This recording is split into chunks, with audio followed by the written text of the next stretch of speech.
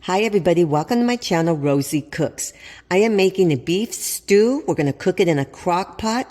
It is so easy to make and just a few ingredients, and it came out super good the last time I made it.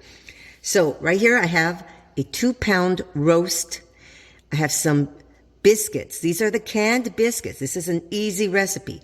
One of the onion soup mixes, and you're going to use 2 cans of cream of chicken soup. I got the one with the herbs. Here's the soup, but you're going to need also 2 cans of water. And this is 1 medium potato and some baby carrots. I cut everything into small chunks. So let's put this together in our crock pot. So right here I have the 2 cans of cream of chicken soup, and I'm going to add 2 cans of water.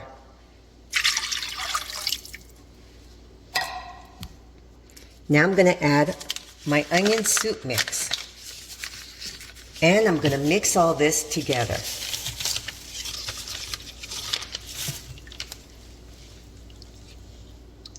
Here's my crock pot base. I'm going to add my carrots and my potatoes. And now I'm going to add my roast on top. And now I'm going to add my cream of chicken soup mixture on top of that. Here's my crock pot. I'm setting it to high. I'm going to cover it and let it cook for 4 hours. So now we're getting close to the time. We have to add our dumplings. So these are biscuits, just canned biscuits. So you're going to roll them out, and you can use a knife if you want to. This is a pizza cutter, and so I'm just going to make them small like this.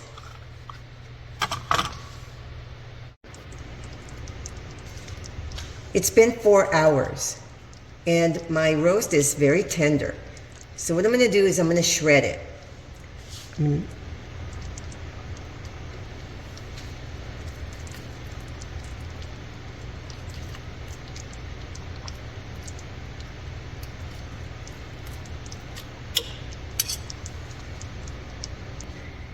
So let me show you what I did. I got my scissors, and I kind of cut it into chunks.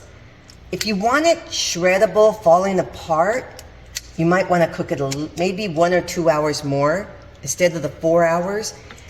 It's very tender, but it's together. It's not falling apart, shreddable.